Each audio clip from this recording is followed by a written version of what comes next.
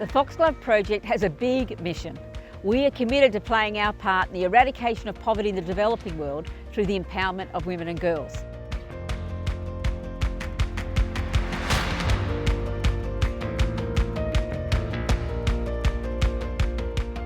For decades, overseas aid has focused on the needs of the poor: food security, healthcare, shelter, clean water and education.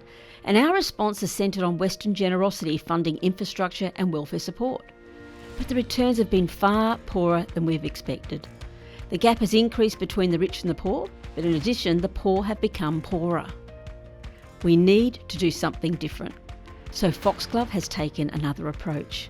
We focus on supporting people development, finding Indigenous partner organisations in the developing world who identify the neediest people in their communities and equip them to provide for themselves.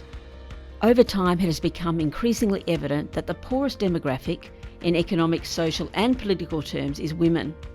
They are the most likely to end up being trafficked, illiterate, economically destitute and socially and politically excluded. Yet they are remarkably generous in sharing their finances and opportunities with others.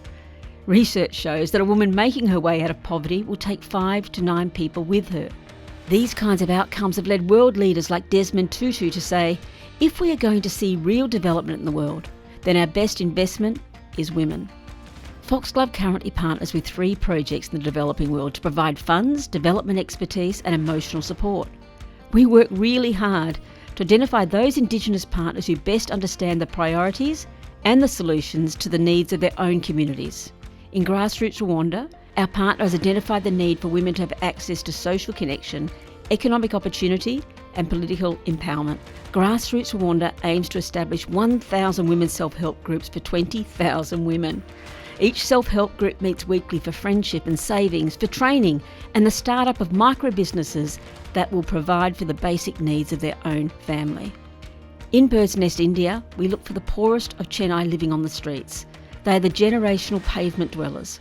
Without access to identification and subsequent education or health services, the people live with little hope for a different future.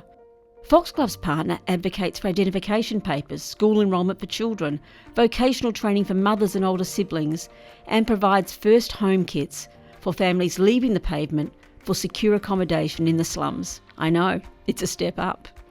Focus Cambodia has an objective to help address the obstacles keeping girls out of school in the rural district of Kompot. We partner with school leaders, government officials, village and commune chiefs to provide sanitation infrastructure in secondary schools. But whilst Foxglove builds the toilets, its partners take responsibility for health and hygiene training, infrastructure maintenance and educating for community and parent support for girl education. The Foxglove Project has registered all 3 of these projects with an Australian NGO, and we've done this for accountability, tax deductibility and development support. You know, it actually ensures that we all work together towards agreed outcomes, agreed budgets, agreed goals, and that's a really good thing, both for us and for the women in the developing world.